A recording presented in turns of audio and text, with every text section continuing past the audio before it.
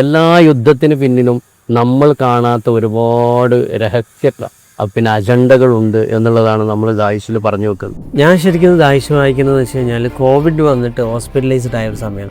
അന്ന് ISSും ഇതൊക്കെ ആളുകളുടെ ഉള്ളിൽ ഭയങ്കര ചർച്ചയുള്ളൊരു സമയമാണ് അത്. ഇതിലെ സത്യം എന്താണ് ശരിയെന്താണെന്ന് അറിയാൻ വേണ്ടി മനസ്സുകൊണ്ടങ്ങ് ആഗ്രഹിക്കുകയാണ്. മാത്രമല്ല ഈ കഥാപാത്രമൊക്കെ നമ്മൾ കഥാപാത്രമായിട്ട് മാറി നമ്മളുടെ ഒരു ഫീലിംഗ്. ഇപ്പോൾ ആയിഷ എന്നൊക്കെ പറയുമ്പോൾ എൻ്റെ ആരോ ഒരാൾ അനുഭവിക്കുന്നൊരു വേദനയായിട്ടാണ് ഞാൻ മനസ്സിലാക്കുന്നത്. അപ്പോൾ ആ വേദന എങ്ങനെയും കുറയണമെങ്കിൽ എനിക്കത് വായിച്ച് കംപ്ലീറ്റ് ചെയ്യണം. അതെ, അങ്ങനെ ഒറ്റ ഇരിപ്പിന് 394 പേജും ഞാൻ ആദ്യമായിട്ട് വായിച്ചു. ആ വായിച്ച് കഴിഞ്ഞപ്പോൾ ഉണ്ടാകുന്നൊരു ഫീൽ അന്ന് നിങ്ങൾ കാണുന്നത് ഭയങ്കര ആഗ്രഹിക്കും. ഓരോ ചെറിയ മൈന്യൂട്ട് കാര്യങ്ങൾ കൂടി ഒബ്സർവ് ചെയ്തിട്ടായിരുന്നത്. അപ്പോൾ ഒരു വായനക്കാരൻ്റെ ഉള്ളിൽ ഒരു വലിയ പിക്ചർ തന്നെ കൃത്യമായിട്ട് ക്രിയേറ്റ് ചെയ്യുന്നുണ്ട്. വെറുതെ ഇങ്ങനെ അങ്ങോട്ട് പോവല്ല. ഓരോ പോയിന്റും ആ രക്തക്കറകൾ, രക്തത്തിൻ്റെ ചിത്രങ്ങൾ, വെടിയൊച്ചകളുടെ ശബ്ദം, പൊടി പാറുന്നത്, ആളുകൾ ഓടുന്നത്, അവിടെ മുഖഭാവം, ഇതൊക്കെ ശരിക്കും ഇങ്ങനെ മനസ്സിലൂടെ കടന്നു പോകുന്ന തരത്തിലാണ് നിങ്ങൾ പുസ്തകം.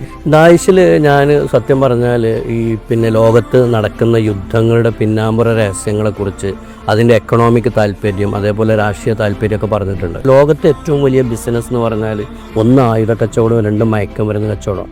ഈ 2 കച്ചവടം ഏറ്റവും കൂടുതൽ നടക്കുന്നത് ഈ യുദ്ധത്തിൻ്റെ ഇതിലാണ്. ഈ യുദ്ധം എന്തിനായിരുന്നു എന്നുള്ളതിൽ ഇപ്പോൾ ആർക്കും ഉത്തരമില്ല. അന്ന് അമേരിക്ക പറഞ്ഞത്, അതായത് ഇറാൻ ഭരണകൂടത്തെ മാറ്റിയിട്ട് ഒരു ജനാധിപത്യ ഭരണകൂടത്തെ കൊണ്ടുവരിക. 2, ഇറാൻ്റെ പിന്നെ അണ്വായുധ പരീക്ഷണങ്ങൾ ഈ നിലക്ക് പോകാൻ പറ്റില്ല, അതുകൊണ്ട് അതിന് തടയിടുക. ഈ 2 കാരണങ്ങളായിരുന്നു.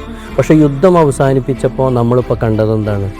2 ഇറാനിലാണെങ്കിലും ഇസ്രായേലിലാണെങ്കിലും എല്ലാ രാജ്യങ്ങളിലും ഒരുപാട് നിരപരാധികൾ കൊല്ലപ്പെട്ടു, ഒരുപാട് അടിസ്ഥാന സൗകര്യങ്ങൾ തകർക്കപ്പെട്ടു.